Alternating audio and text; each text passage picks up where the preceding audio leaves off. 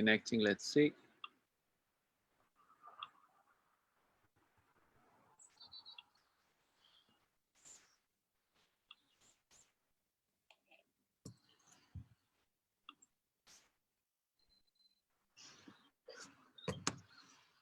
Okay, it looks like we're live. It looks like it as well from me. Yeah, live on Facebook, it says. Okay, I'm just going to keep a tab on the comments.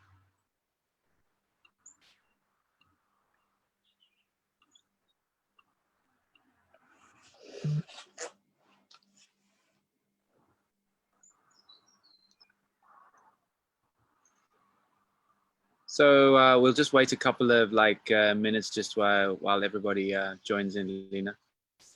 Yeah, Tara has just written to me, what's happening? Are you not on now? So it would appear that she can't see it. Or she just go to my, it's on Facebook. There we go. So we'll just wait a couple of minutes just while everybody. Yeah. Okay. Okay, Tara can see us. Can everybody hear and see us?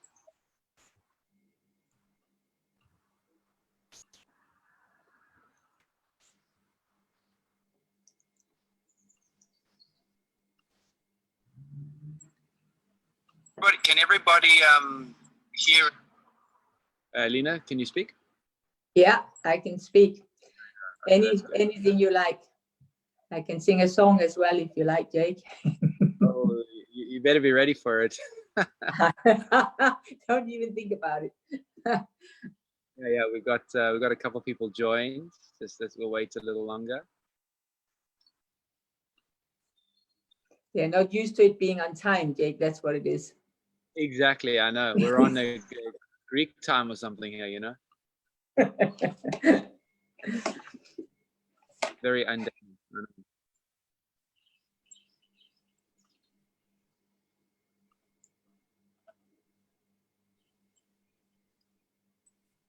What's up, Linda? So some people are saying hi. They all just joining in. We've got a couple there. Okay. So it seems that it's working, Jake? Yeah, it's all working.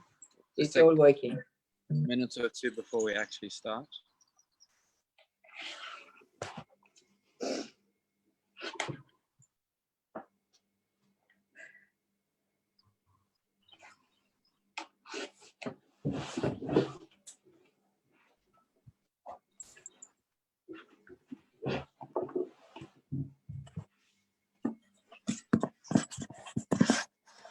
Tara's saying she's on. Joanna's there, Linda, Carla, everyone. Hang on a second. I just have to get this phone in a better position. Here we are. Oh, sugar. So sorry. Hang on. Just one moment. I think I'm getting there.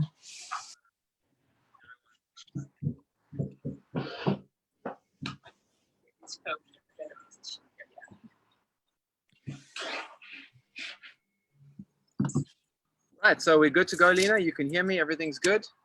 I can hear you. Yeah. Okay. So, well, hey everybody.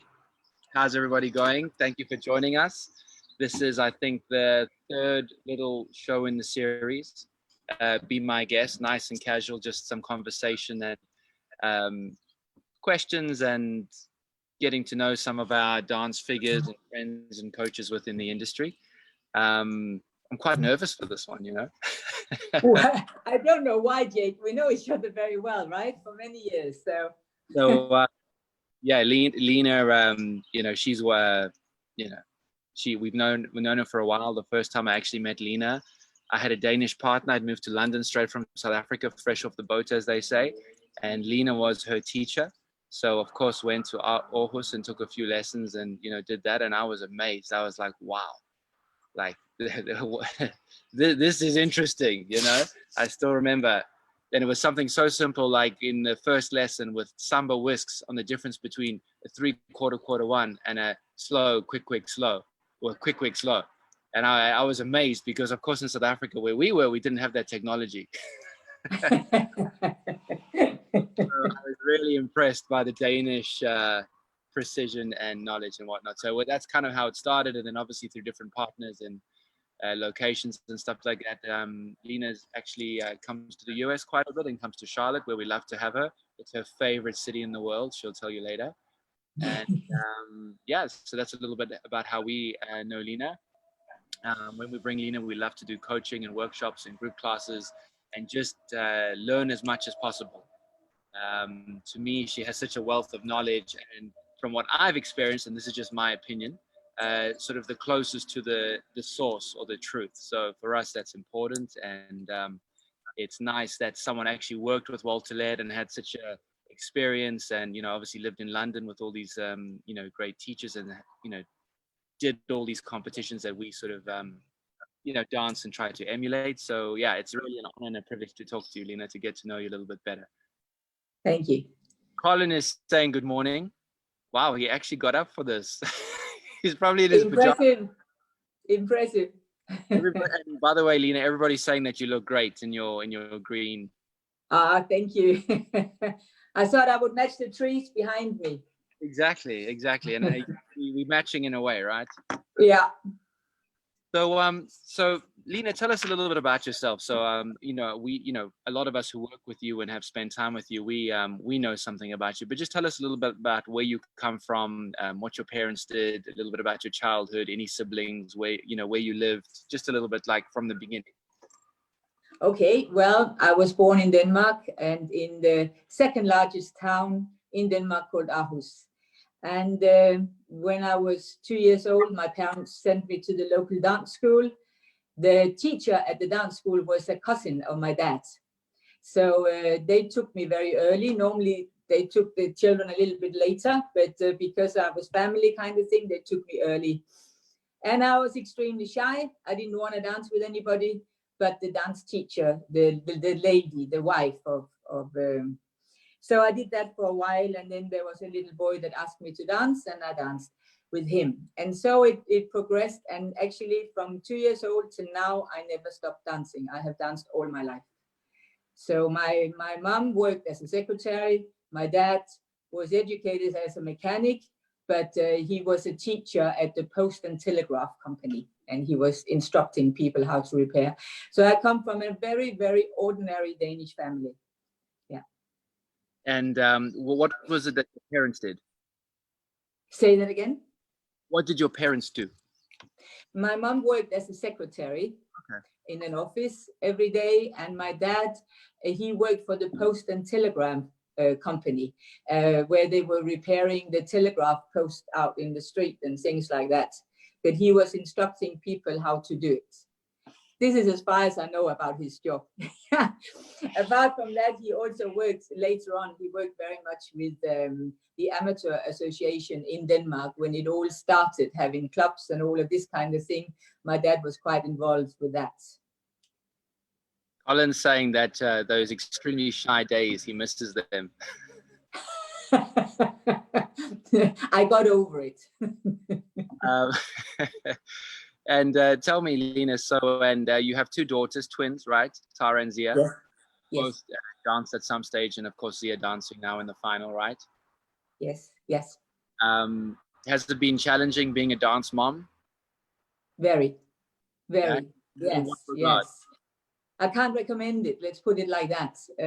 When the kids were born, they were born in London, and they never danced. So in the period where we still lived in London, they didn't dance at all.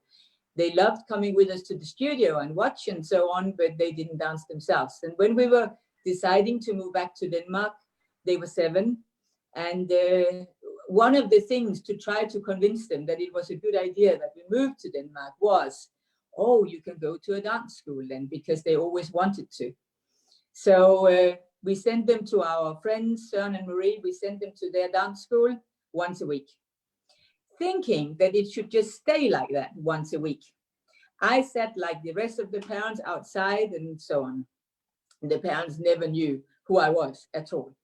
And then within, I think, 2 months or so, Marie had said to Tara and Zia, oh, there's a team match coming up and you can be on the team.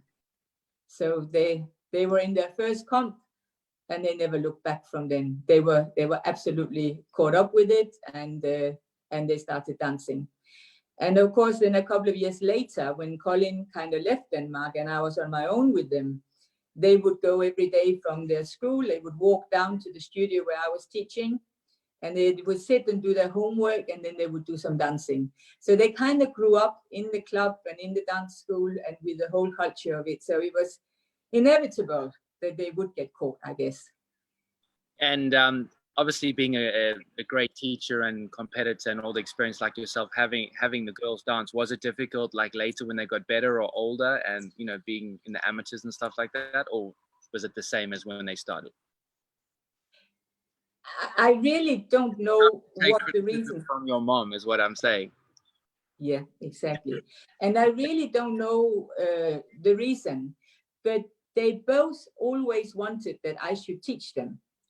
And God knows, I tried on many, many occasions to say, I think it's enough now. Maybe if you go to this teacher and this teacher, and I step back, it will be better. But it never happened. God knows I wanted to, because I feel that it is actually very difficult. Because what you don't bargain for is that when your kids dance, or whatever the emotions your kids are experiencing, you as the parents experience the same emotions, but much stronger. And whereas if you lose a competition yourself, you can deal with it. But when your child loses, I don't care if they win or lose, but I care if they're happy or sad.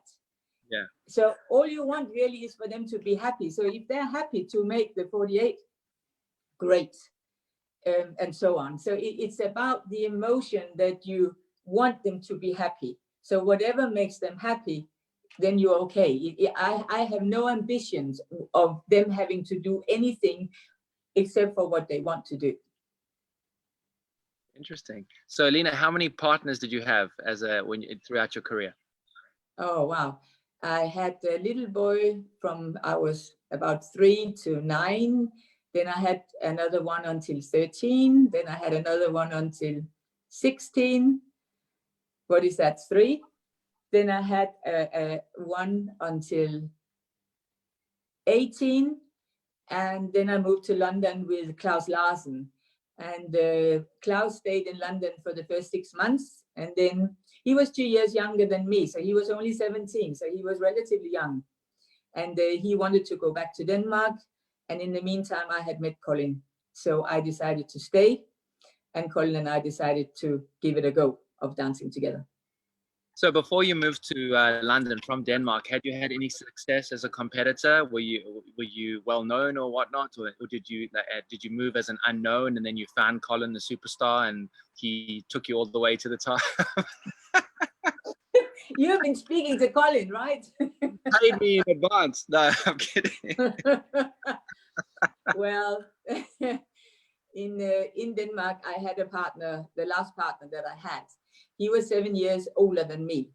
Yeah. And he was in the Danish team, in the top 4 Danish couples and so on. And so we got together to represent Denmark at the Worlds and Europeans.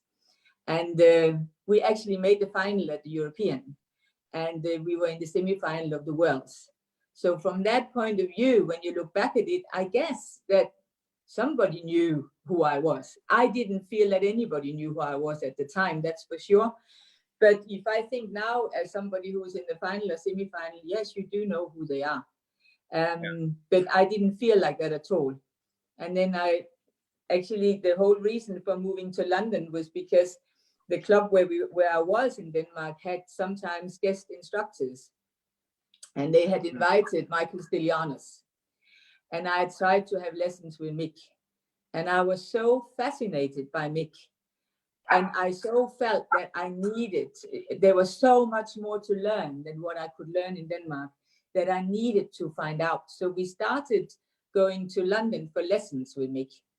But I sort of worked out, well, it's not always that you get the amount of lessons you want or whatever. So I thought, well, it would be a much better idea to move to London, because then I could go to the studio in Norbury and I could just sit all day and wait. And whenever he would have time, he could give me a lesson.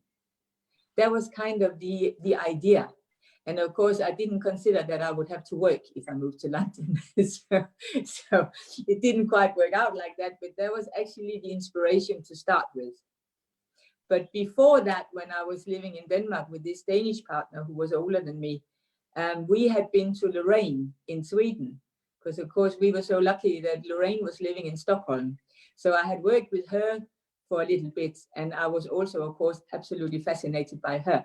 So I had some, already before I even arrived in England, I'd had some fantastic teachers.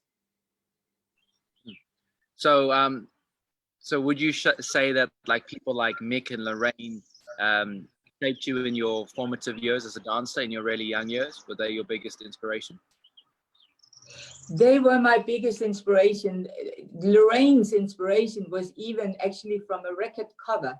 Before we went to Stockholm, we used to have a record in the studio, and on the cover was a picture of Lene and Lorraine.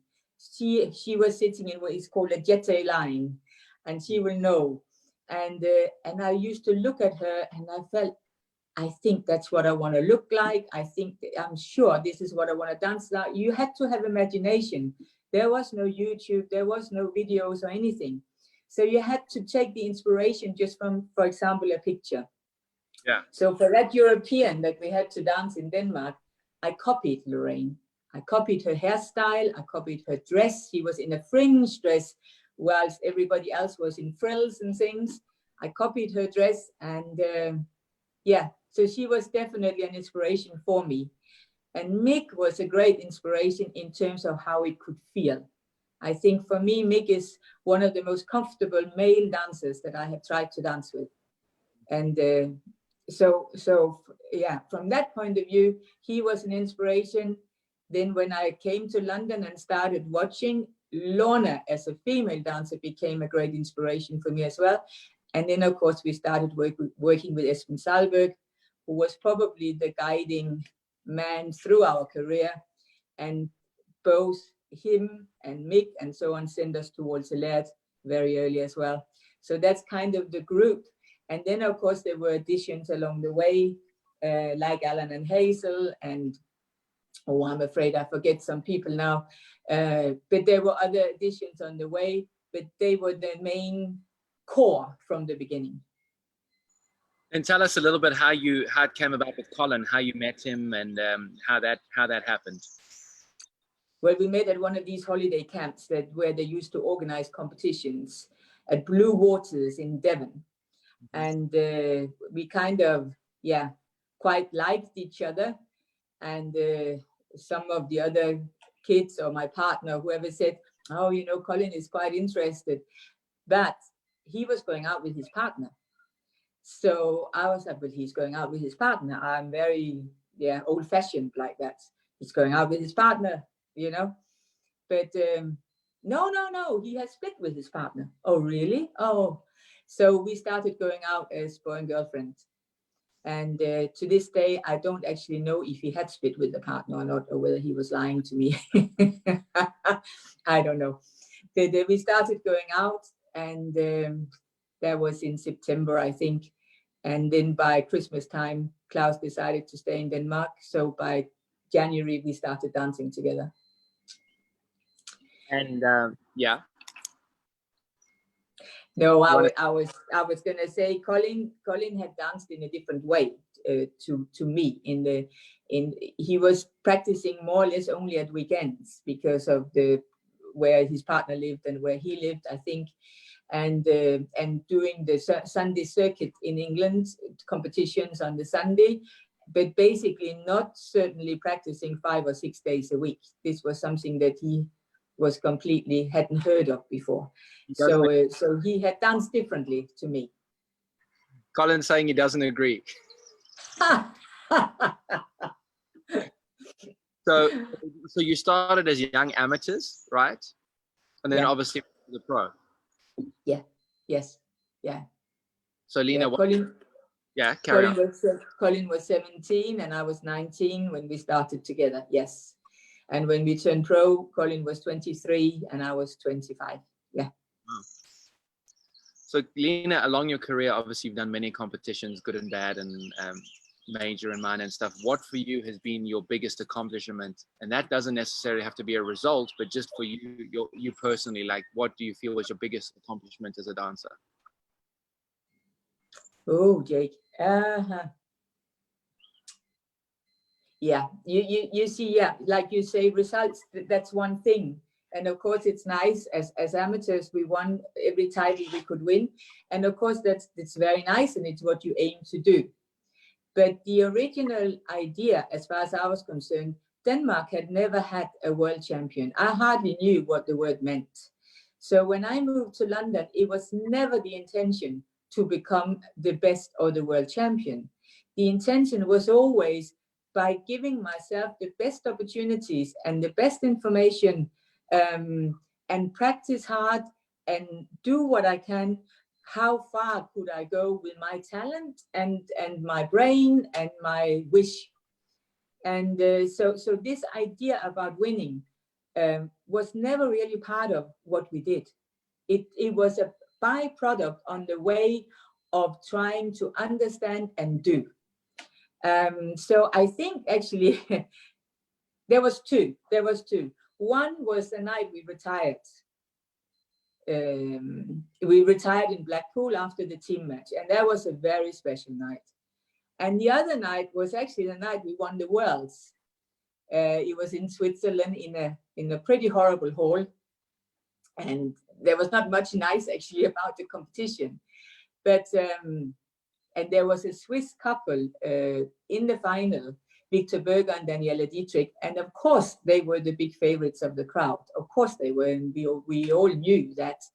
But as we did that first samba in the final, and we came around the floor, and we came past the whole group where all the other competitors were watching. They were watching the final, and suddenly we got everybody clapping. And I think that this was one of the biggest things. I think many dancers will probably agree that it is much bigger to get the respect of your fellow competitors than the actual results. And I think there have been other people in the past who have never actually won, but should maybe have had the chance to win. Some of them because they were unlucky that there was somebody even better in front, and others maybe they just didn't get the chance to win. But it is still people today that are very much respected within the business. So Lene, looking back at that, is there anything you do differently? If you had a chance to go back and compete in dance, is there something you do differently?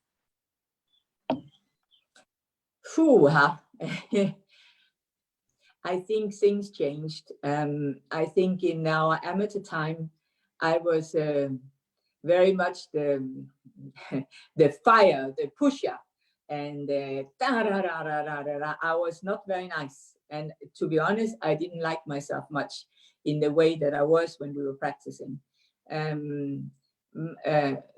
I started with Colin in 79, and my mom died in 1980. And we missed Blackpool then. In 79, we had been in the 100 and something. And we missed Blackpool. And I think from then on, my whole life suddenly became about just the dancing. And so I turned into this, very determined young lady, let's put it like that. And I think that when we turned pro, I think things started to change a little bit. And along the way, we danced pro for 7 or 8 years. And I think along the way, I started getting too comfortable. I wasn't hungry enough anymore. Whereas Colin, he became stronger and he started to take over more and he started doing the pushing. But it's easy. When we were amateur, we didn't have a penny to our name. We had no money. And so we were hungry. We needed to get everything out of nothing. And that really, I think, helped us to improve. And then you turn pro and you start making the money and you start, we can have dinner, this, that, and the other. We can do this, that, and the other. And you start to get diverted in the mind. And I remember at the time, Donny was quite a good friend of ours. And I remember he said to us often, you work too hard. Stop working so hard. Work out exactly how much money you need to survive and spend the rest of your time and your energy and inspiration, if you like, on your dancing. Because the amount of work that you do, it drains you. And I have never forgotten it. I think that he was so right.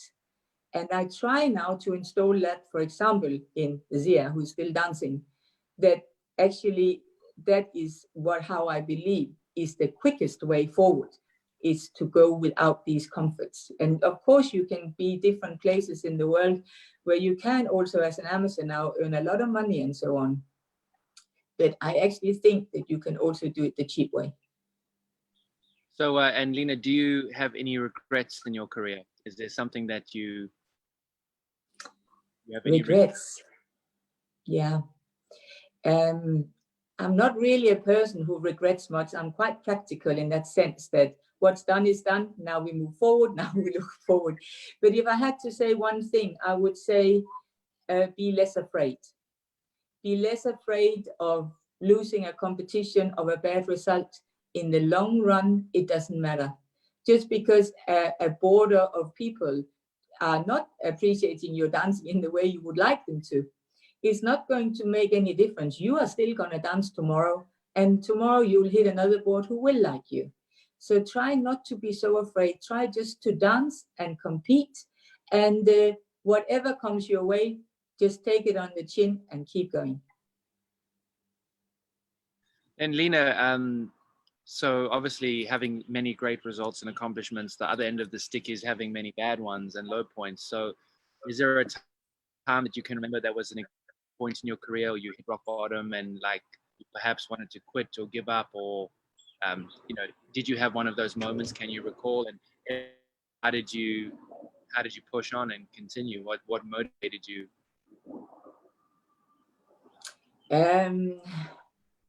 I think I'm not so dramatic like that it would make me want to give up. But there was a time we had been, for example, at the UK as an amateur. We went into the final and finished fourth, and then we went 4, 3, 2, 1. So for every year we moved up, right? And so we were then in line. Now we were second, and we were in line then to start winning. And Marcus and Karen Hilton were winning at the time, and we were second. And suddenly the couple from behind beat us. And that was completely out of order because we had been there for so long, and it was now us who had to win, right? So that was, of course, a little bit of that's not nice. But it was no more than that. It was never a matter of considering giving up or anything like that. No, it was always very much with this in mind that tomorrow will be another board, tomorrow will be another day, and I can still get better. Lene, what do you think is the biggest challenge for the dancers of today? Is it different from what you guys faced, or it's exactly the same, or you think there's added challenges? I think there's definitely added challenges. I think actually one of the big challenges for the couples today are social media. Everything is fast. Everything is now. And so they go in and they watch somebody. They can watch any Tom, Dick, and Harry on the social media, and they can copy. And there is no need for them, they feel, I think, to actually go into the subject matter for themselves, to understand it for themselves, and through that develop. So to try to take the principle and allow themselves to come out of that principle. They can see it and they can copy. And so there's this shortcut that is available that I think is very, very dangerous. And I think it's important that you also read something to try to understand it and not just look at something.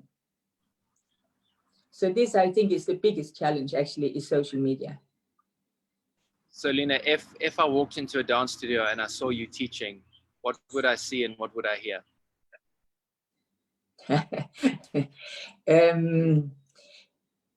You would see me trying to teach. I hope you trying to teach the principle from Waterlet's book, from what I was taught as a principle, that I would try to teach that. In a private lesson after that, there would definitely be in group lessons, I would not go past principles.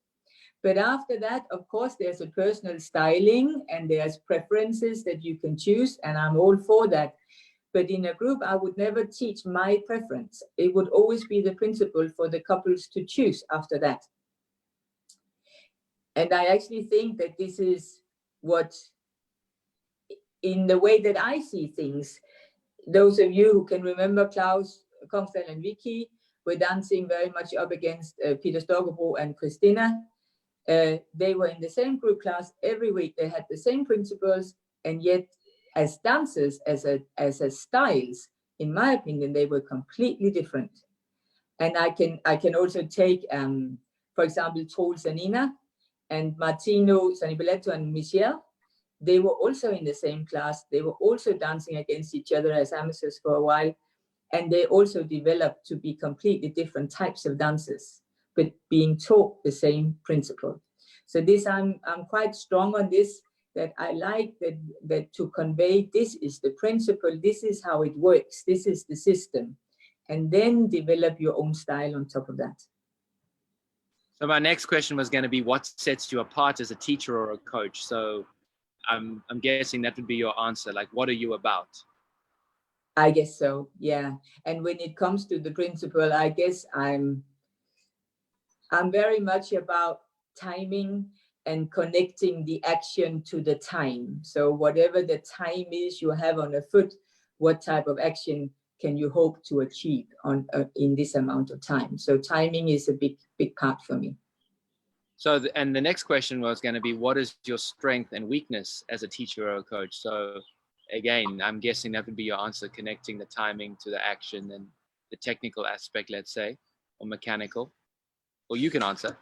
And then your you don't like, or you least like to deal with.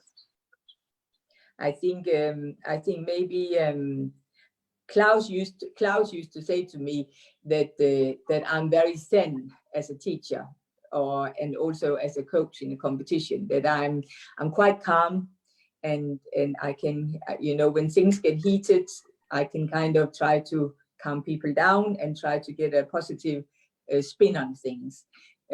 Maybe this is maybe this is one of the strengths, perhaps. The weaknesses, I think that sometimes I involve myself too heavily into the couple. I want to do in a way too much. So I'm working on that. I'm working on that side of trying to leave things when they're left, but I'm still this kind of, and I quite like it too. This is the problem, but I'm still this kind of mom. Actually, in China, they call me mom. Or mama, they say, because I like to take care of them, not just in the dancing, but to take care that they are okay. Because I know that that is the best way they can develop as dancers, if they are okay within themselves and within the partnership. So then on a non-dancing aspect, what would you say your strengths and weaknesses are as a person?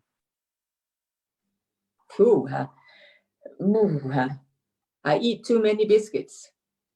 That is strength or weakness? Oh, that's definitely a weakness. That is definitely a weakness. I don't particularly like cooking, although I have learned more in this short lockdown period here, but I'm definitely not good at cooking either. The biggest weakness is probably this, that Colin would call Danish traits. And basically, I think I know it all. That's what he would say. And this is definitely a weakness, and it's a weakness that I really don't like. So I am trying to work on it. I don't know if I'm succeeding, but I'm very aware of it. I don't want to be like that.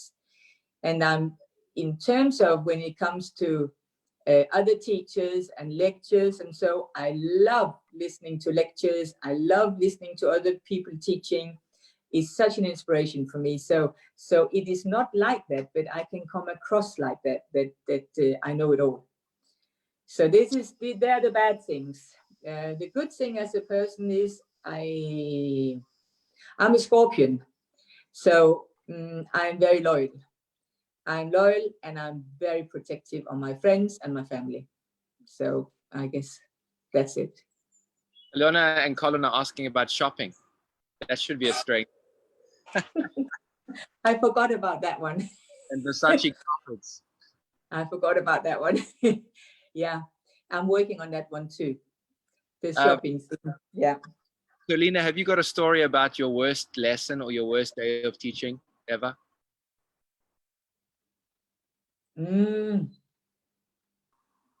Nah, like I say, I'm reasonably patient. So I'm like, yeah, I can tell a little bit of a more maybe funny story in a way. It was when Klaus and Victoria were first started dancing together. They were living in London, and so were we. But we were both going back to Denmark for what they called Team Denmark camps. Colin and I were teaching, and Klaus and Vicky were part of the Danish team. And they had, like I say, only just started, so I didn't know Victoria that well. I knew Klaus from before, and I'd had them for this two-hour lesson. And you know, when you, as a teacher, you can start feeling when the wine glass is getting full, when it's beginning to be enough now, you can't push any further. So, but we had 15 minutes left, and Victoria was dancing this Alamana, and I didn't think that it was quite how I thought it should be. But on the other hand, I could also feel on her that's enough now, because I'm quite detailed and I'm quite pedantic, and she was having enough of me. And so I said to her, I said to Victoria, you know, there is the Alamana, but I don't know, do you think, should we go through it now, or is it better to leave it? And she looked at me and said, no, I think we should leave it. And I've never forgotten it. I loved it. I thought, good for you, girl. When enough's enough, it's enough. But I thought it was funny that she actually had the balls to say. So Lene, how do you handle stress and pressure? Yeah, I think in a way I used to handle it better than what I do now. But like I say, by nature, I am reasonably calm. And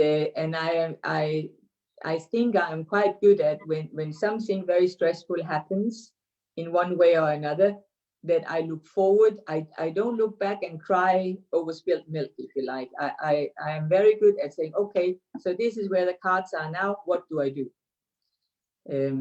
It happened, of course, when Colin and I were divorcing, or when Colin was leaving. I had not done much teaching, only a few lessons. And suddenly I was there with 2 kids, a big new house, and on my own. And I had to learn. I had never in my life done a group lesson. I had never done a lecture. So it was just one foot in front of the other, and get on with it and do it. And this I can do. I have found out now, and I have also found out how much of a lesson it has been for me to learn that, and how independent I have become through that. So it has been a very good learning lesson. And the next lesson I'm learning now is what's going on right now. Sitting at home, not knowing what's going to happen, and so on. It's the same kind of lesson we are all learning now, I think. How do we deal with it? How do we cope with it? So Lene, what I find quite interesting about you on a personal note is that I think you have the most technical and precise mind, and a way of breaking things down and explaining, and the details, let's say, right? Tell me if you this is my take.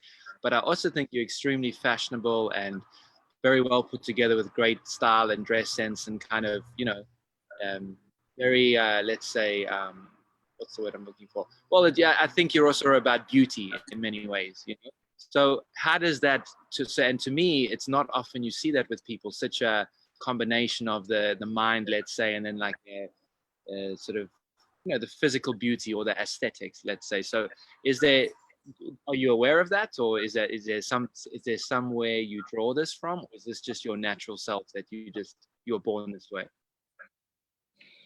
I think in terms of the attraction to something that is beautiful, this I definitely got it from him. Sorry, say that again. You got all these attributes from him. I'm just letting you know. Is he still talking there in the background? No, I think this thing about being attracted to something that is beautiful, this I have always had. I have always been very fascinated by clothes and so on. Anything like that, fashion. And as I grew older and started having my own home and so on, I became extremely interested in also interior decorating. So also beautiful things for the home, art, and all of these things. It attracts me very much. So I think that's something that is within you. And of course, that beauty, this is also, I also, before I did a lot of designing for the couples of how to look like on the floor, because I feel that actually the look is very, very important, because how you wrap your parcel is a very, very important part of the dancing. It's a whole thing that you present. And the thing about if you look fit, or if you look good, if you look your best, and so on, all of these things are things that are easy to fix. What is hard is to learn to dance well. So all these easy fixes, I think that the couple should really pay attention to and try to get that fixed. Also, if they're fit enough to go through a competition, I would have died if I had lost a comp because I wasn't fit enough. It's okay to lose a comp if my rumba walk is not good enough, but not being fit enough is not good. So I'm quite sort of, clear like that, that all of these outside or extra things that you need to have, and there in the way you present yourself, I think it's something that you have to have. And I think it's the same as a teacher. It's not always that I am successful, that's for sure, but I try to make an effort when I go in the studio, because I expect the couples to make an effort when they come in for a lesson. Oh, nice answer. So another question, and this is basically a distillation of a couple of questions that were sent in, but basically the gist of the question is that obviously today's dancing is very different compared to the 50s and the 60s, even of course 70s, 80s, 90s. So obviously you base everything on principle, Walter Laird, the book, but especially for the younger couples, the amateurs and the ones growing up, when they watch a video of, let's say, Walter Laird dance, or they watch Horst Beer, or, you know, all of these old dancers, obviously they cannot visualize any sort of Latin American dancing like it is today. So how can the principles stay true if, for example, what they see with these older people dancing with hunchbacks and funny timings and weird choreography, and compared to, let's say, Ricardo Cocky today? So how does that compute, you know, but still sticking to the book and the principles and all of that? Yeah. When Walter Laird danced, this thing about the hunchback, he obviously was quite hunchback. Yeah, he was older already when he was competing. He was already older. He had danced ballroom before he did the Latin, and he was so, I think, fixated on Lorraine, in producing Lorraine, that he put himself completely to one side. This is how I see it. I have only ever seen Wally and Lorraine on videotapes. I never saw them live, but this is my impression of it. I think that if you look at how Lorraine danced, if you're not able to see the technique in her already then you have to look again. As far as I was concerned, it is absolutely there to be seen. Yes, the style is different and so on, and it changes as we go through the decades. It changes. But the basic grounding, the basic idea is still there, and the couples are still doing it. I saw an old UK. There were some people who had posted on Facebook old UKs, and actually from our amateur time. And the way that we were kind of flying across the floor is very different to how the people work today, because we had much more movement across the floor, and now today it's much more from foot to foot. But it doesn't change that we still try to do the same things as what the couples are trying to do today. The thing that we understand better today is how the body functions.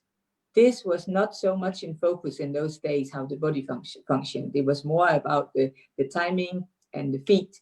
The music was also much faster. So the amount of body action was therefore also maybe not possible to the same extent. But Colin and I were lucky that we were part of that group of dancers who came from early 80s into early 90s, that decade of 10 years there. In my opinion, was a huge development of Latin. And it was in the period where Donny and Gaynor were reigning. And where we were all working a lot with Wally. And or most of the couples were working with Wally. And I think this period, so if you see the couples from in the beginning of this decade and then towards the end, there is a very big change. And of course, there has been also a change since, but not at all to the same degree. So actually, I think it is hugely important who is the champion, because it kind of guides the direction a little bit of the Latin, of the dancing in general. So for you, Lene, let's say in 100 years' time, should the Walter Laird book still be around, or will there be a new technique on, let's say, how to do a spiral, or a 2030 version of how to do a chasse and cha-cha-cha? Like, does the technique change or develop, or will it be the same as it was written in, let's say, 1962? Yes, I hear that a lot, Jake. And of course, Donny is now writing a new book, and it will be very interesting to see what he has done. I will certainly be reading it and studying it and see. And I'm crossing my fingers that it's going to be really good. When that is said, I think that Wally was a genius, and that is no secret that this is what I feel. I remembered I tried to use my brain when we had all the lessons, and often I would think, right, I've caught him out now. I have a question. Let me see. And it never failed. When I came with in my own opinion, very clever question, he would be able to shoot me down in flames. There was such a system and such logic applied, and he left out exactly enough information for it not to go out of date, as far as I'm concerned. It doesn't mean that you cannot put extra things on, because of course there are many things that are not described in the book. But if you really read that book, and if you really read not just the figures, but also the things in front of each dance, there is a huge amount of information that you can use also today. Yeah. And I know people say, yeah, but it's like 60 years old and things have developed and we can't hang in the past and so on. And I absolutely agree.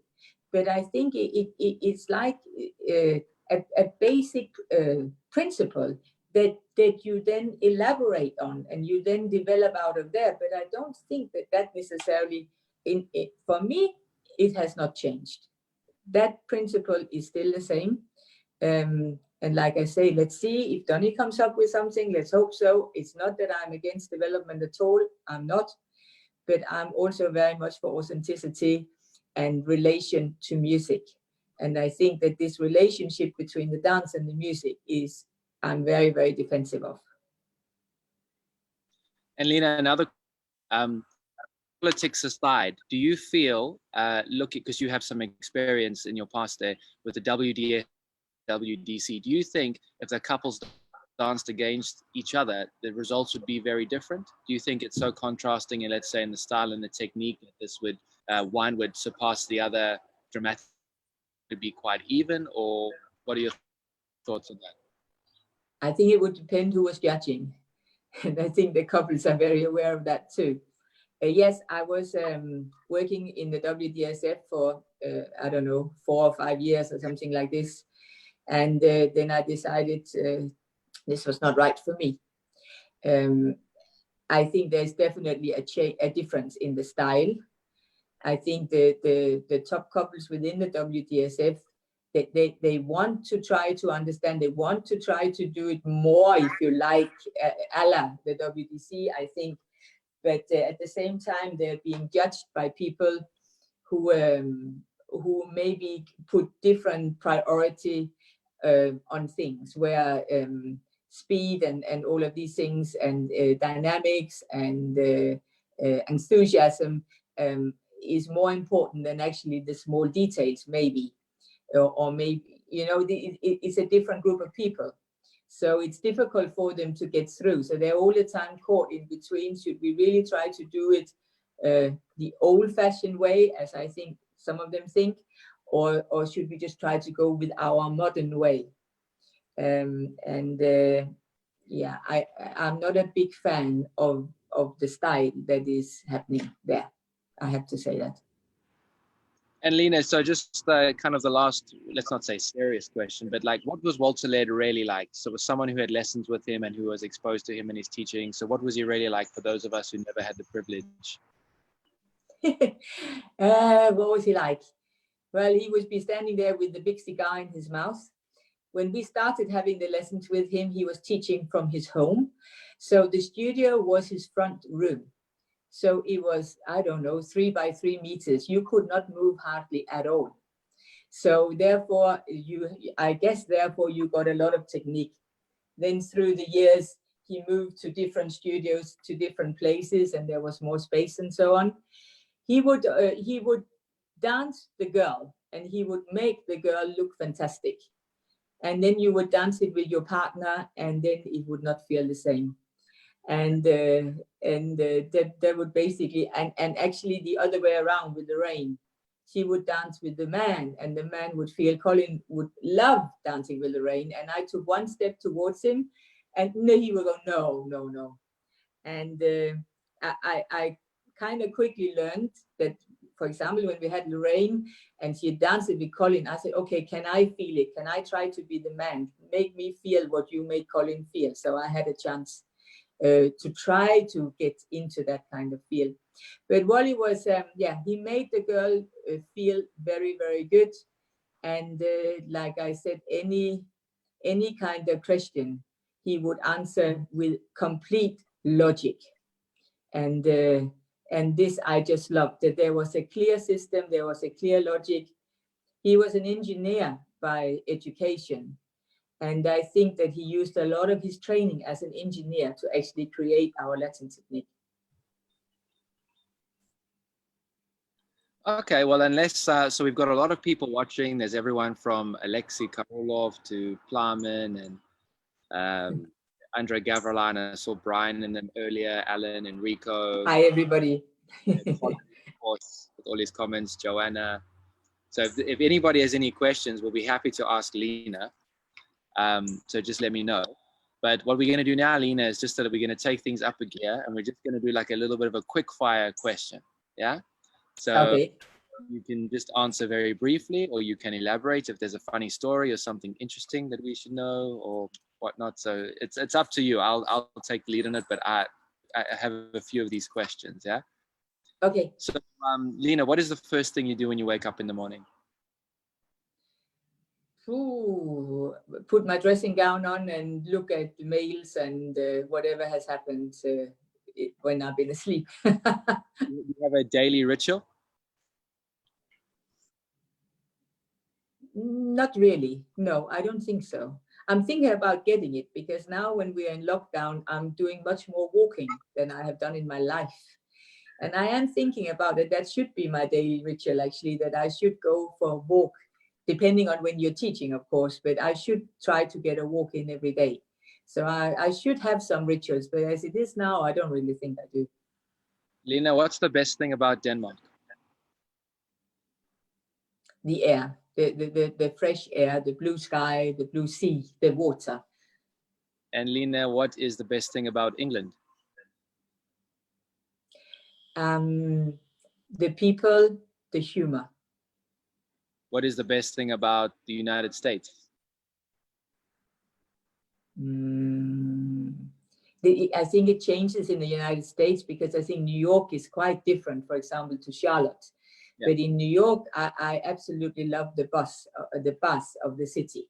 I think that it is absolutely an inspiring place to be. And I like the speed.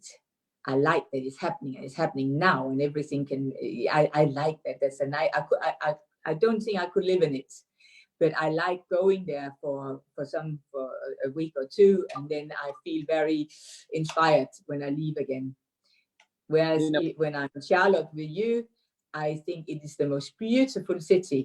I love the houses. I love the style of the houses. So it's more the beauty of the city, and also the green trees. And it feels more actually a bit like England in a way, in that sense. Lene, what is the worst thing about Denmark? Oh, the worst thing about Denmark is this thing that I have too, that there is a tendency of knowing it all. And Danish people are usually quite well educated. So the brains are often quite strong. The brain works stronger than the emotion, I think. And I think there's also this feeling that you mustn't think that you are anything special. So if you get your nose too far up above the ground, you quickly you get a knock back down. Don't get too far forward now.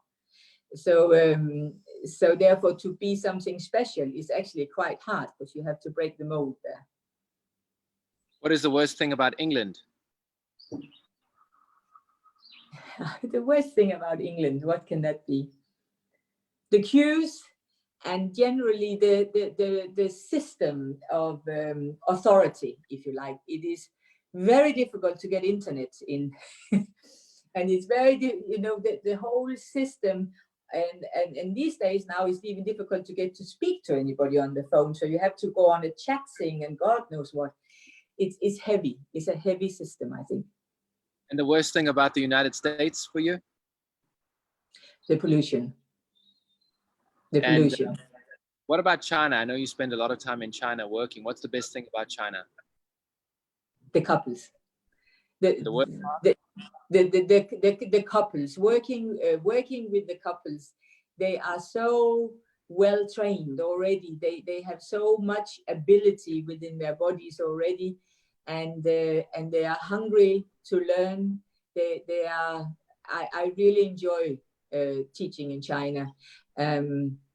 So I can't say that I know a lot of China, because when I have been, I have only really gone to and from the studio, hotel and studio, hotel and studio. I have never really been a tourist or seen China as such. What is your favorite travel destination?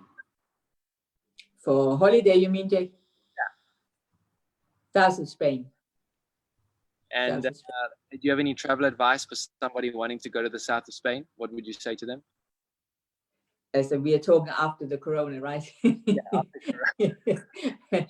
corona. I like it because it's very warm there. It's on the Costa del Sol. And where I like to go is there's a harbor, it's called Puerto Banús. There's this harbor with these great big yachts that I harbored there, and there are lots and lots of people. I like people watching. I like sitting just on a bench and looking at all of these different people from all over the world, seeing their huge cars and their huge boats, and looking at the beautiful shops, and it's just very beautiful for me there. So and the weather is good. You can trust the weather. We've been coming there. Colin and I started going to Spain, I think, in 1980, and I have nearly been every year since then. And actually now there's quite a few dancers who live there. So so now it's nice because you meet up with a lot of people when you go. Lene, is there a place on your list that you want to go that you haven't been to travel? Yes. One place I think would be Australia. I've never been to Australia, and I would quite like to see Australia, both Sydney, but also Perth. I've heard so many nice things about Perth. And my cousin used to live in Sydney, and he used to send pictures of that, and I thought it was beautiful. I would like to go there. So Lene, you're currently living in London, right? Yes. What's the best thing about London?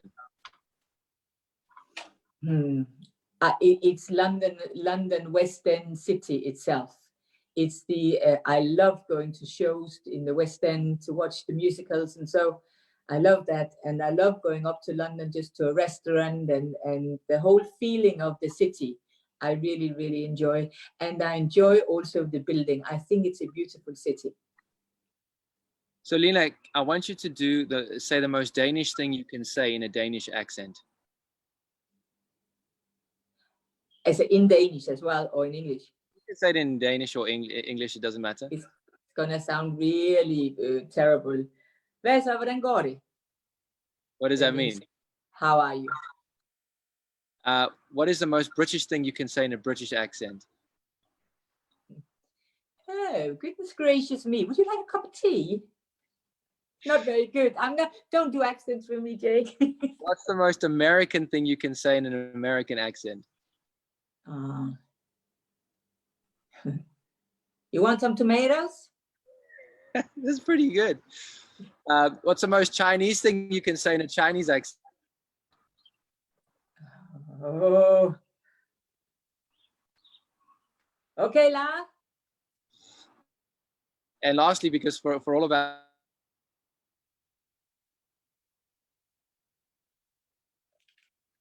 or Ukraine.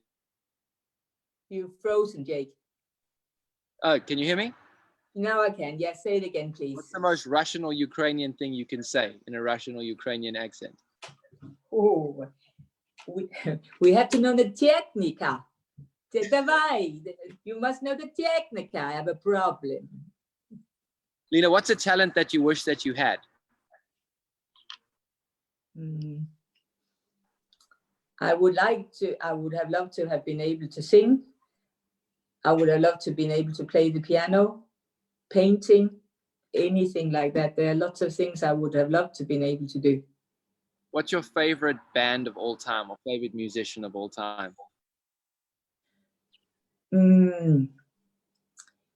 I think it's as a singer, I think it would be Sammy Davis Jr. I'm a big fan of him. I always admired Liza Minnelli.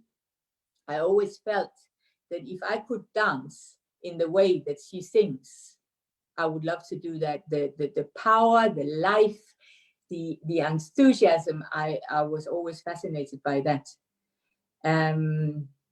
Yeah, if it's a band, I suppose it's Queen, Freddie Mercury.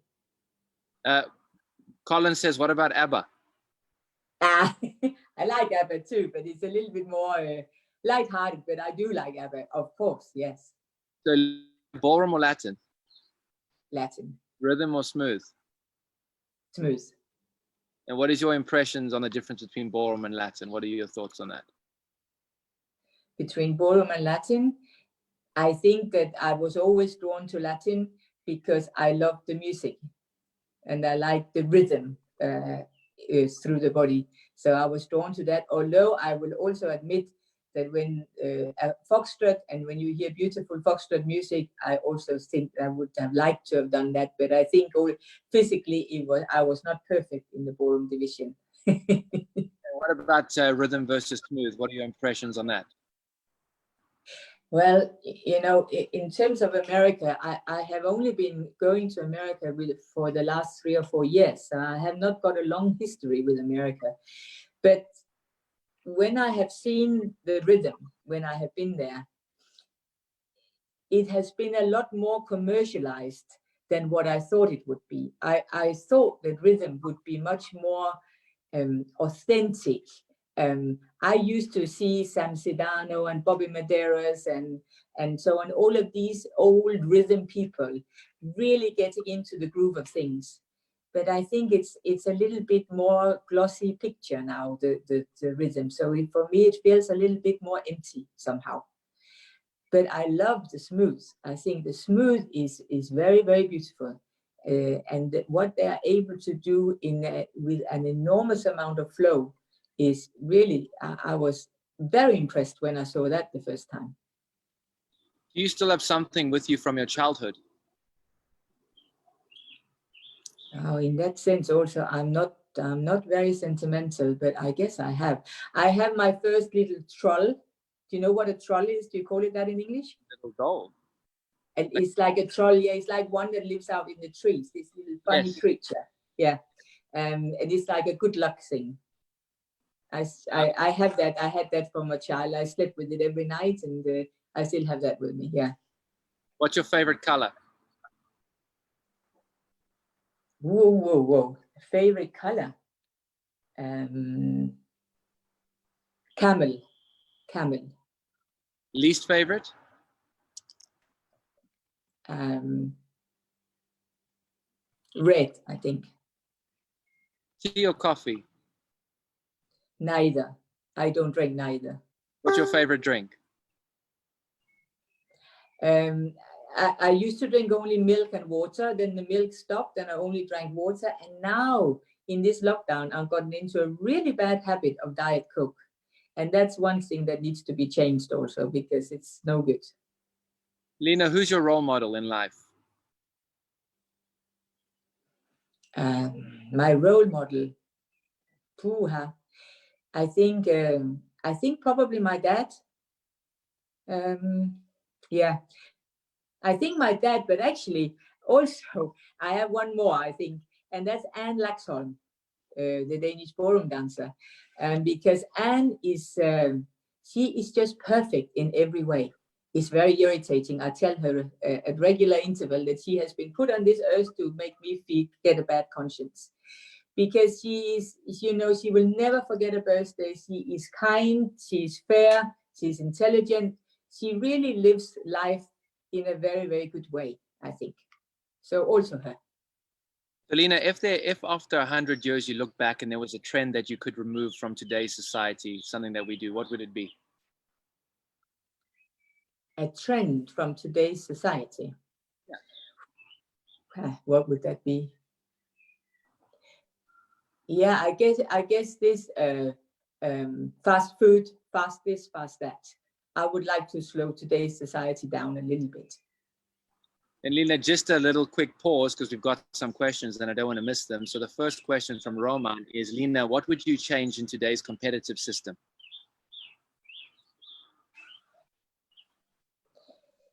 There's a very difficult thing in the competitive system, because I remember there was always a discussion with regards to the people who are judging. Should it be people who are completely not involved with any couple, or should it be people who have very deep knowledge through working with the couples every day? And of course, the people who are working with the couples every day, there's always a danger that you feel swayed in one way or another because of who you're teaching. On the other hand, the people who are not working with it in detail every day, they don't have that kind of detail. So it will become more of a result, kind of what is the result of that and being judged. I don't know. I really don't know which one is the best. I know when we were competing, I was very clear that I would much rather be judged by people who worked with the dancing every day and who had experience, even if it meant that I was competing against a couple who was working with this particular judge.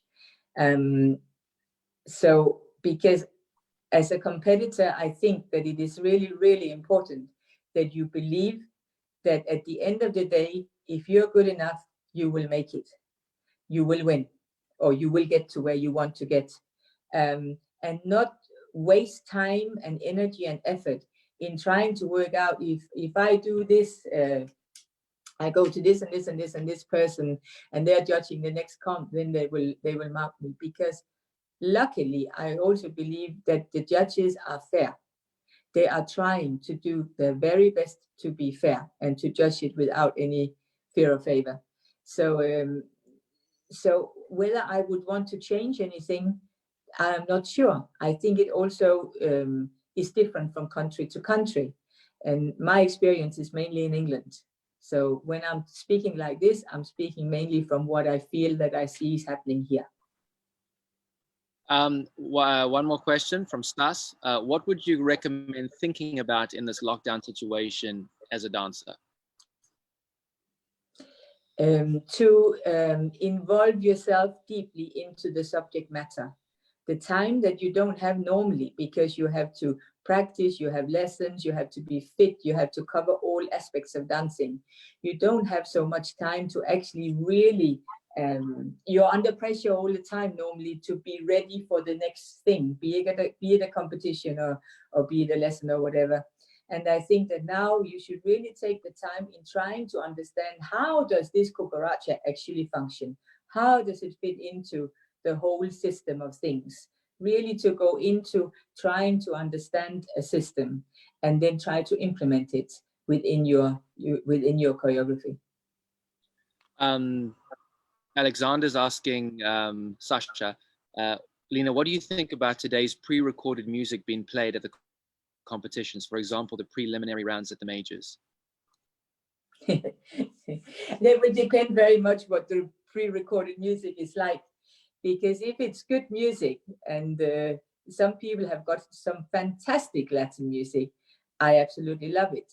But of course, if we go into more, I'm again very old-fashioned in my taste in music, and I'm certainly very aware that there needs to be a percussion part of the music that is inviting the couples to react on that percussion and to attach body parts within that percussion.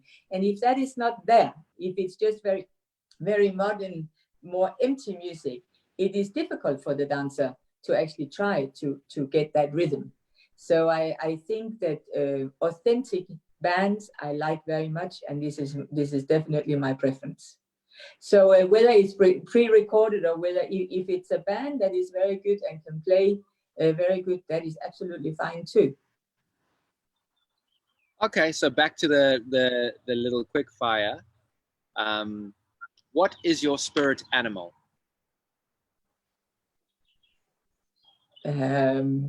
Spirit animal. I don't know. I'm gonna say dog. I don't know. Well, that's funny. Colin gave the same answer. Oh no! Can I change it? Yeah, I don't know. I just say dog because I like dogs, and I like their loyalty. If you had a different career choice, what would it have been, Lene? Interior design. What is your favorite app at the moment? My favorite app at the moment. Zoom. I guess Zoom. And then also I found this new place where you can actually buy and sell secondhand expensive items. So I'm actually trying to sell some of the things that I never use, and this is it's quite time consuming to do it. So I figured that this is a good time, because I can tell you that if we were back working normally, you would never have the time to do it. So I'm trying to use the time now to get everything sorted out and tidy up through my stuff. What's your favorite website at the moment? Website? What do I visit? Yeah. I have absolutely no idea. I visit Facebook, keep an eye on what's going on. I'm not very active on Facebook myself, and it's not always that I get there either. But I guess if I had to say one, it would be Facebook. What's your favorite TV show at the moment? What are you watching? So to be honest, I only have the English channels here. I don't have any box or anything extra. Or anything like that? Is there some show that you enjoy? I don't have it, but when I was back in Denmark, I used to enjoy watching Scandal on Netflix. I used to like that because Olivia Pope looked so nice. She was so well groomed. If you had one superpower, what would it be? Or I would like to be able to beam myself into China or beam myself to the States. You know, just move, boom, and I'm there. That would be very nice. When you were married, what was the best part of it?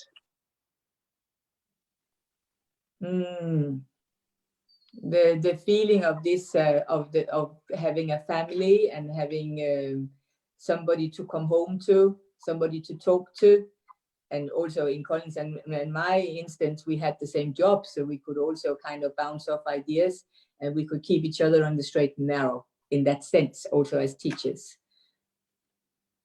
And the worst part of married?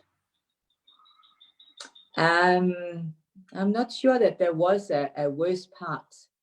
I don't think so. The only thing that I would say was that, of course, when you're on your own, you can do exactly what suits you. When you are married, there is another person that you have to also consider. So I guess that, yeah, this thing about just being able to do exactly what you want is nice too. Lene, what's the hardest thing you've ever done in your life? Mm-hmm. I think it's when my mom died. I was 21, and she died from cancer. She was 50, and I think that was a tough one. Lene, what's your favorite swear word? Ooh, huh. I would think I would like to think that it is bloody. Favorite book that you've ever read? Is there anything? Yeah, I've read many books. So a favorite. Oh, because there's also Danish books in between, of course. I like autobiographies, for example. But I think if I had to just say a favorite book, I like Gone with the Wind, for example. Is there one that made you cry?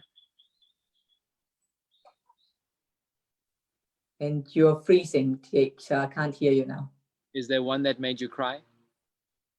Gone with the Wind? No, I'm saying, is there a book that made you cry that you've read? I'm sure there would have been, but if I remember it, no. I can't think of one from the top of my head, but I can get very emotional about these things. I'm sure I can cry at, what was it used to be called on TV? The Little House on the Prairie. Yeah. That could set me off, so I can cry at anything. If your life had a song title, what would it be? Smile. What's your favorite song? Ooh, that changes, I guess, all the time. What is the favorite? My favorite song? I guess it's also Smile. If you had to have coffee with a historical figure of your choice, who would it be? Mandela, Nelson Mandela. It could also have been Winston Churchill. It would, either of those I would like to have a coffee with, yeah. If you had to go to dinner with a current celebrity, who would you choose? I don't know how many people know, maybe Stephen Fry. Okay. He's Stephen Fry. I think he is very intelligent and very funny and got this typical British humor. I love that. You know, what's your favorite food?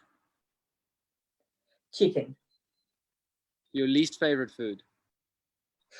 Anything like octopus or anything like these kind of things, it's not for me at all. What's your favorite thing to cook? Like I said, Jake, I am a terrible cook, and Colin will now make some comments on this. But my favorite thing to cook, the one of the few things I can cook, is pasta with bacon and chicken and cheese. Rice Krispies count too, hey?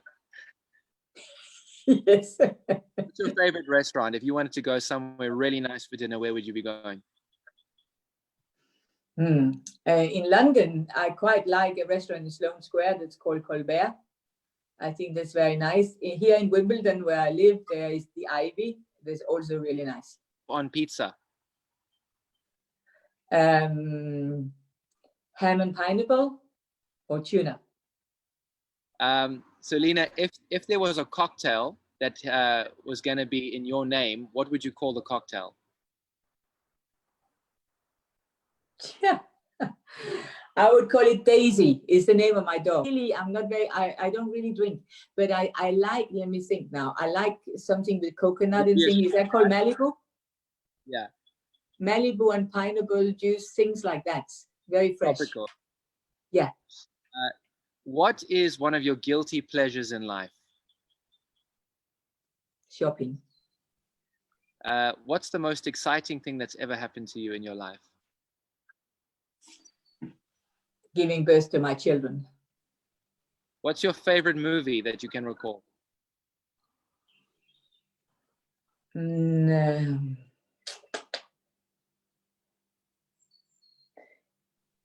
I think, again, Gone with the Wind. I sound really bad.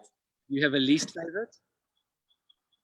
No, but I don't like anything that is superstitious, anything that is not real kind of thing. I don't, it doesn't interest me at all. So Lene, once retiring and, you know, teaching, judging, adjudicating, what were you most shocked to learn as a judge? What was I most shocked to learn? Or to discover being a judge? Yeah. How short time the judge has to assess, but equally how quickly it is possible to see what if you like it or if you don't like it. And actually, quite recently, I was judging a competition in Hong Kong, and there were lots of Chinese couples, but there were also some couples from the West, and it was a big floor. And I was judging, and I saw this couple right down the other end of the floor, and I just saw, and I said, yeah, and I marked them. And then the next round, yeah, I marked them. And it was only by the third round that I realized that he was actually one of our finalists from the big competitions. I had not gotten so far as to see their faces, so I hadn't actually recognized who they were. But just through the movement in one split second, you were able to see it. That's quite shocking. I didn't realize that it was like that. Lene, what's your best way to unwind or decompress? What do you like to do? I like watching TV, but I think the best way is to have some fun with some friends. For some friends to come around the house, and maybe we have some dinner together, or even we may go out to a restaurant and then just have some fun together. I like socializing. Lene, if you had an autobiography, what would it be called?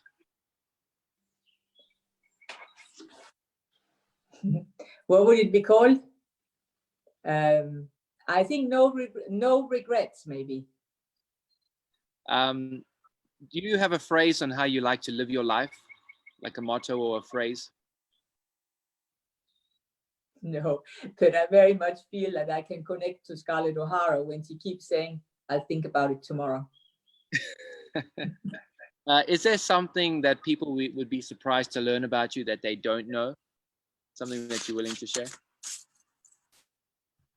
I'm not sure. Something that they don't know. I'm not sure. I think maybe I am nicer than people realize when they don't know me. I think I can give an impression of being quite a tough so-and-so, and I like to think that I am nicer than that, but I'm not sure. What are your hobbies and interests out of dancing? Interior design, art, beauty. Jogging or swimming? Neither. Yoga or Pilates? Pilates. Window or aisle seat? Aisle. What do you love about the dance world?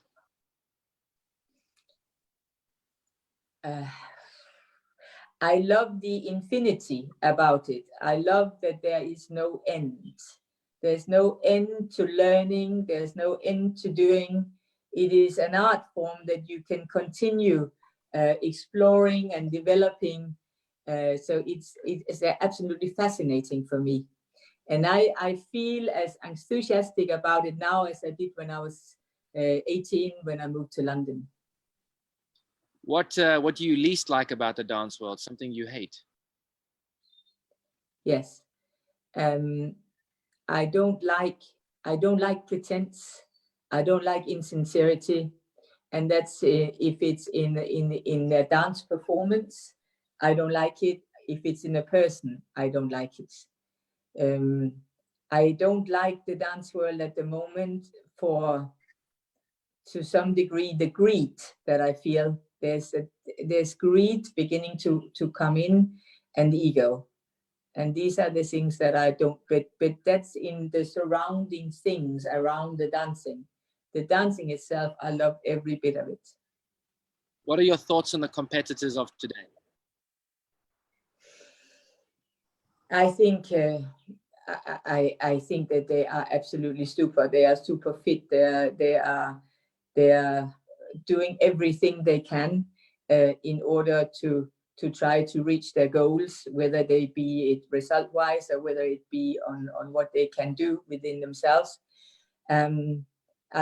Yes, I think also to some degree that some of them are very confused, and I wish that they had a little bit more their own, that they took charge a little bit more about their own dancing and worried less about offending me or anybody else, but did what they wanted to do, because I really truly think that we as professionals would respect them more if they decided, no, I'm not going to work with you. I'm going to have my very small team of people here, and this is what I'm going to go with, instead of trying to spend the time on trying to work out, oh, I have this teacher, and this teacher. I think this is delaying them no end.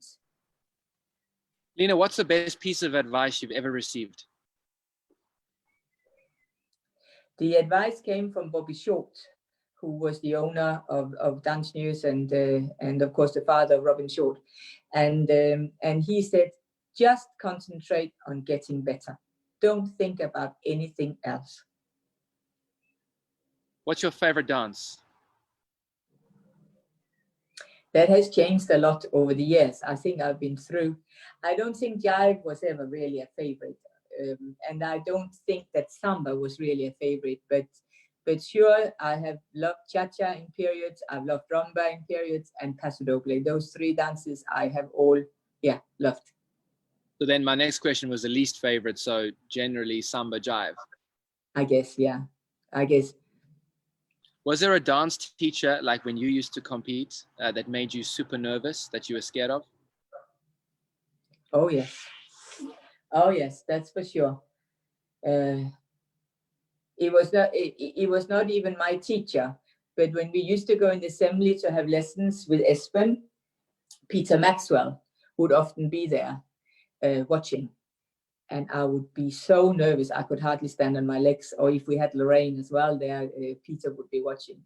And actually we did end up with having lessons with Peter, and I enjoyed it so much, and I thought he was a tremendous teacher, but he scared me before I got to speak to him. Lene, do you think there's a double standard in our dance world today in terms of like male and female within the industry? Doreen Freeman, the wife of Bob Burgess, she used to say this to me. She used to say, listen, girl, once they make it as teachers, they are made for life. She said, as a female, you need to prove yourself over and over again. That's the deal. And I think to some degree she's right. What are your thoughts on the direction of the ballroom dancing in our industry today? I think the direction in terms of the dancing, I think is going in a very nice and healthy way in the Latin. I think on the whole political side, I wish things could be different. So Lene, who in your opinion, somebody that's probably retired, I would say, was the most underrated dancer or couple? So maybe somebody that never achieved what they should have, but in your opinion, like, you're frozen, Jake. Hello? Can you hear me? Are you there? Now, yes, I can hear you now. Go again. Yeah. So who in your opinion, it could be a dancer or a couple, was the most underrated in your opinion? So maybe never quite achieved what they should have, or never quite made it, or, never got the result they deserved. Yeah.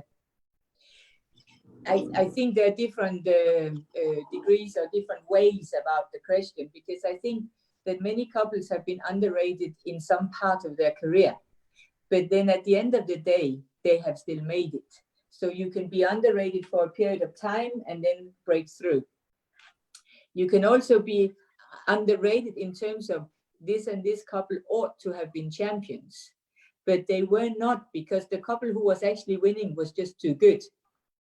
You know, but in another decade or in another period, that other couple would probably also have won, and they would have deserved to win.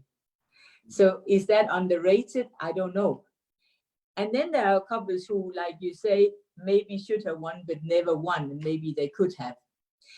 I don't know. To be perfectly honest, there was one name that kind of shot to my mind immediately, was Dmitry Timokin and Anna Betsukova.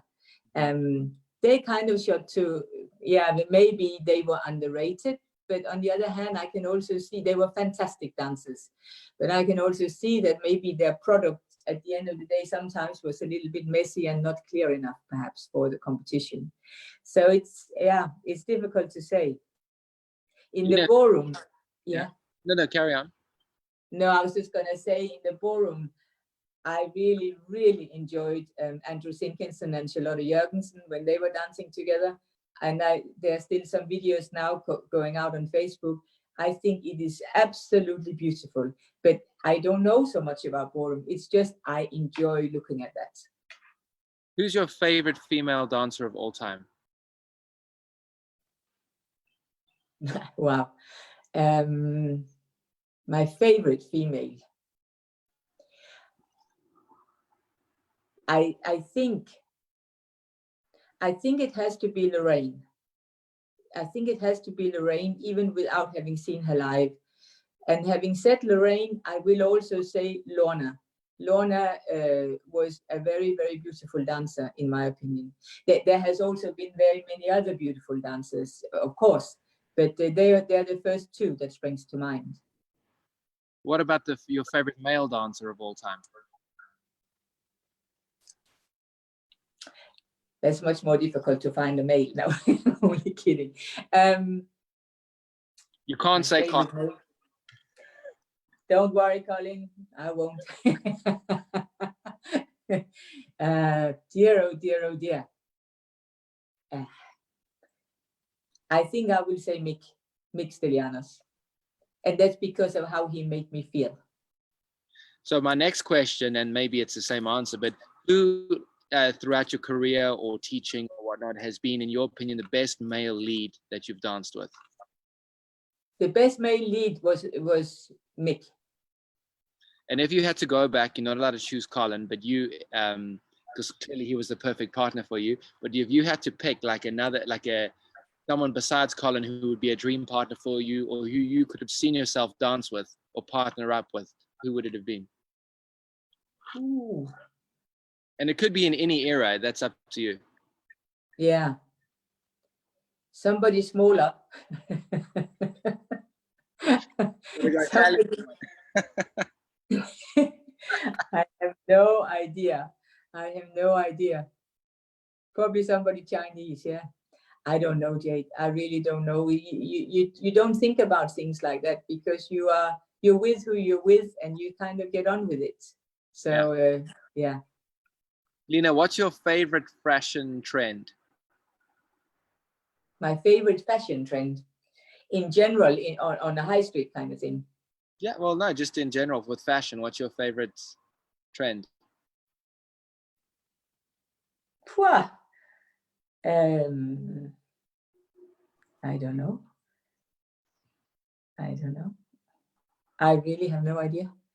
What are fashion trends? What are we talking about, Jake? Give me some examples. Something in fashion at the moment, something that might be in fashion. What is in fashion?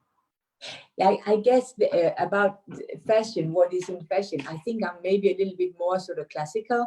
So it's not so much fashion, it is what is beautiful and what is not beautiful. So, in my opinion, it's not beautiful. So anything that's too much sort of fast fashion. I'm quite interested actually at the moment in this sustainable fashion, in how we are able to, maybe not to buy so cheap and buy fewer things and better things for the sake of everybody. I can't think of a trend.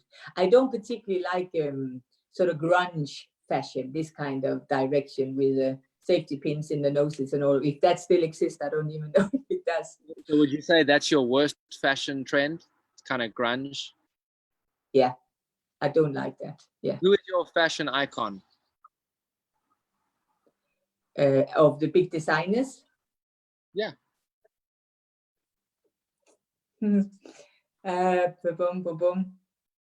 It could be any of a number, let me tell you. Yeah, I guess the first one that springs into my mind is Chanel. Do you have any fashion tips or secrets for people watching? No, not really. No, just do your best, I guess, and if that's what you want, if it interests you. If it doesn't interest you, it's also okay. It's what you like. I think, of course, something like body proportions and things like that is. I find it interesting to try to understand so that you can try to hide as many of the bad points as possible, but and try to find colors and so on that that are suitable for you. But I find it difficult sometimes as well. I don't quite know, so it's but it's interesting. Yeah, sorry. Sure. No, there's this. There used to be a program on English TV called Trini and Suzanne. Yeah. And this Trini has now made her own company. She's selling makeup, and she's also this kind of style guru. I quite follow her and study her and try to learn from how she's thinking and things like that. I find it interesting. So, what's the most extravagant thing you have in your wardrobe? Oh, the most extravagant is a fur coat. What's your go-to nail design? Nail design? Yeah, your go-to. As simple as possible. Notice, just let the nails disappear somehow, but make them look well groomed. If there's one thing that you could wear for the rest of your life, what would it be? A white cotton shirt. And how would you describe your style, fashion-wise? Quite classic. Do you have any? I try to also somehow be trendy somehow to stay with, but I think in the bottom of my heart, I'm quite classic. Do you have any pet peeves in life, Lene? Pet peeves, what does that mean, Jackie? That you really dislike something that really gets your skin crawling or gets you going. Yeah, yeah, I do. I don't like dishonesty. I don't like this pretense. People who are creeping, things like that. I don't like that. I like honest, straightforward people who say what they think. And any pet peeves on the dance floor? Yeah, the same. This pretense, starting a rumba by throwing yourself forward towards the partner and reaching out with 5 fingers open. It's not how you meet somebody. It's not real. It's not human behavior. What would you like to see more of on the dance floor? More attention to the music. Although I must say, I think the couples are getting much better at this attention to the music. You hear the music at the UK and you see how they're all aware of what's going on, certainly when you get higher up, which is really nice to see. But still, through the grades, through the rounds, more attention to music, more attention to each other, and not so much outward, more inward in general, and also from the production of the dance, also coming much more from the inside and not looking from the outside and try to copy something. And Lene, what would you like to see less of? Would that be the answer, what you just finished with there? What you'd like to see less on the floor? Yeah? Yes. Okay, so teaching or judging? Teaching. Chocolate or vanilla? Chocolate. Heels or flats? I mean, I think flats are very comfortable, but I try heels as much as possible because I'm very short. Coffee or wine? Neither. Beach or mountain? Beach. Salty or sweet? Depends if it's popcorn, then it's salty, but I guess most of the time it's sweet. Harry or William? Oh, Harry or William? I guess Harry. What's your favorite animal print? What type? Leopard. Okay, so almost done. I won't keep you much longer. Alan has a question. Oh no. Oh no. It says that if you were the president of our dance federation, what would be the first thing you would change after this lockdown? What would be the first thing that would change? After the lockdown? The division of groups. I would like to change that and try to get everybody under one roof. It's absolute utopia, I know that, but I would like to be able to do that. Do you mean within the WDC, or do you mean within the WDC? Anywhere you like, anywhere where there may be fragmentations, try to get everybody under one roof. Let's get all together, because I do think if you take it in relationship with the WDSF, I do think that when the WDSF and the WDC were together, we were in a very good balance of things. And I think now that it is drifting apart, I do think that we could learn a little bit from each other. Nice question, Alan. Thanks. So, Lene, do you consider yourself a feminist? A little bit. A little bit. Yeah. I can give you an example if you like, Jake. Sometimes when the man holds the lady's hand, he likes to hold her up here. Yeah. And I take it because he doesn't trust that he can control her wrist, that he can keep her wrist. So therefore, he bypasses this joint and holds her here. This is hugely offensive to me. This I really, really don't like. So from that point of view, I guess there is some feminist in me. But I'm not one that's up on the barricades, you know, and shouting about things, no. So do you have a specific message for female dancers out there? Yeah, I guess be aware of your responsibility and your contribution towards the partnership. Be aware of what that is exactly. And the other thing is, when you're asked to do group lessons, or when you're asked to do normal lessons or lectures, make sure that you take part too. This is where I went wrong myself, that I let Colin do it all. And therefore, when suddenly I was on my own, there was so much to learn. I will never forget my first Blackpool lecture. I thought I was going to die. So be sure that you take an equal part with your partner in everything you do in dancing. Lene, what's your definition of misery? Misery, I guess it's negativity. It's like seeing things in a negative way, and therefore you get miserable. I am very positive by nature. I think I'm very positive. So it's difficult for me to be around miserable people. Lene, what's one thing you always bring with you to competitions? When we were dancing? No, now. Now?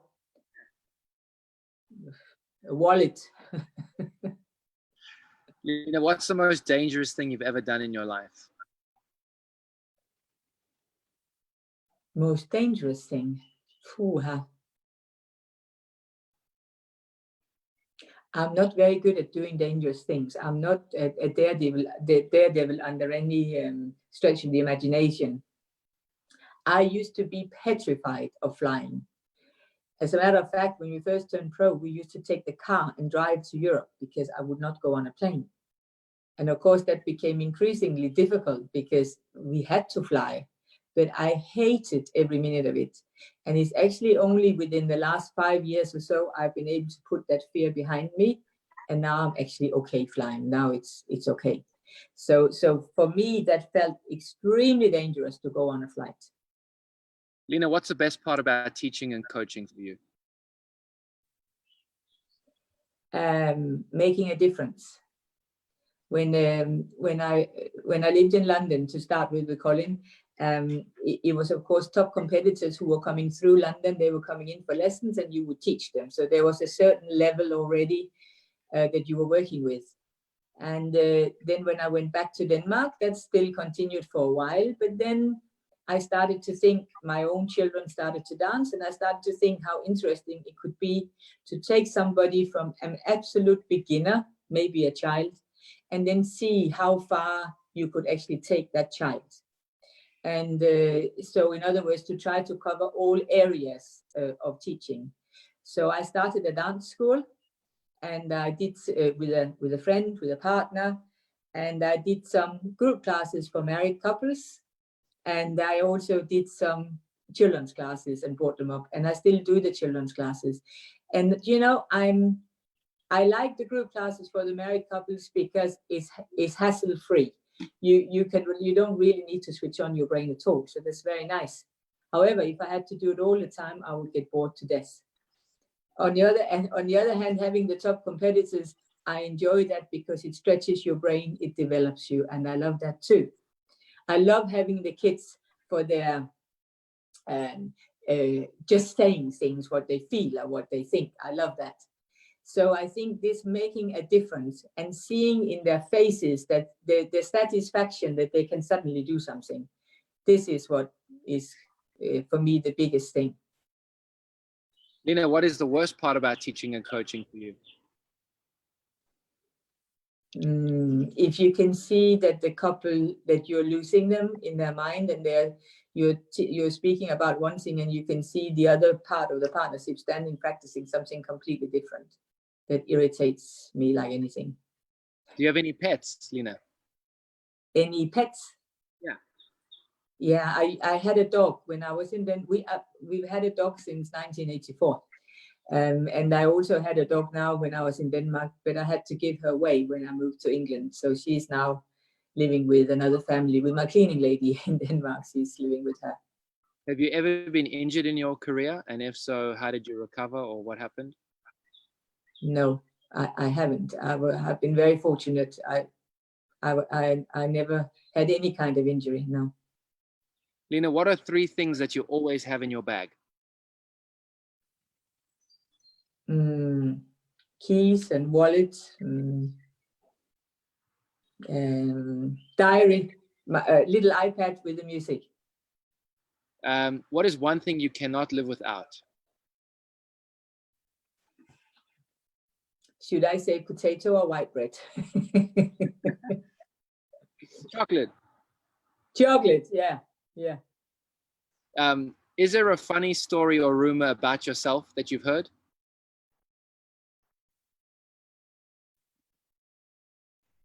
Not that I can think of, Jake, unfortunately. There probably is, but I can't think of it. No, I don't know. I don't know. Is there something that you wish that you didn't do in your life?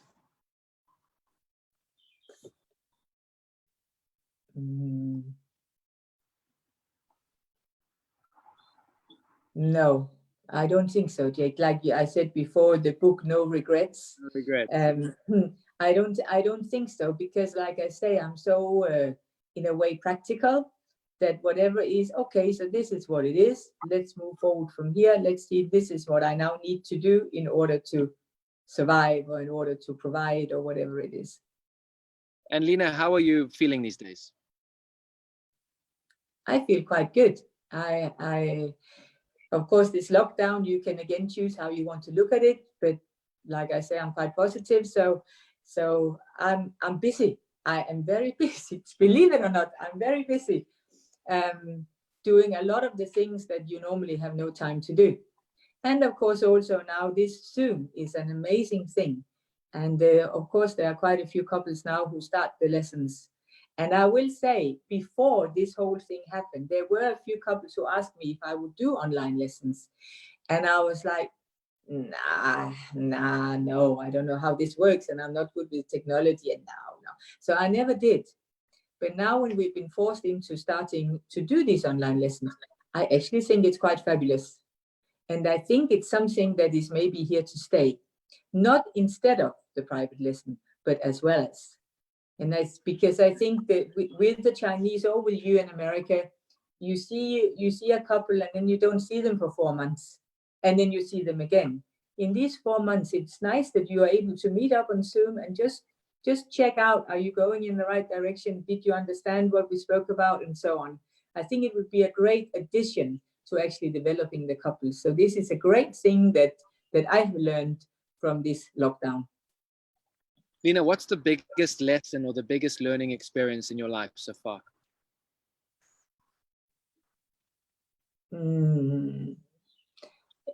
To learn to stand on my own 2 feet and make a living for myself on my own. And Lene, if you went back to when you were 16 years old, what piece of advice would you give to yourself? Don't be afraid of anything. Just go out there and meet the world, open eyes, open minds, and suck it all in. Be enthusiastic about life. And if you had to go forward, let's say in 15 years' time, now would say something to your older self in 15 years, what would it be?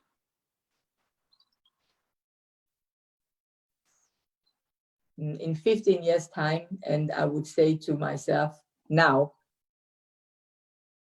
No, you now would say to your older self in the future. So you've met up with your older self, and your younger self now is saying to your older self in 15 years' time, what would you say to yourself? I'm not sure, but I think keep active. I sincerely hope that I never retire.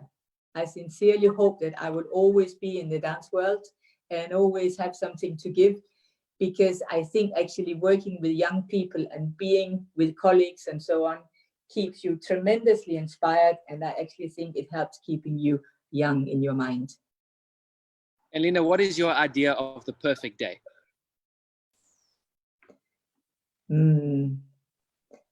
It could be in many different ways. It could be going to my summer house in Denmark and spend the day playing cards with friends or games with friends, or it could be going with my children, maybe going for a trip to Copenhagen and going to the opera and going shopping, and it could be many different things. Lene, are there 3 things that you can't live without? Can you name them? My children, for sure.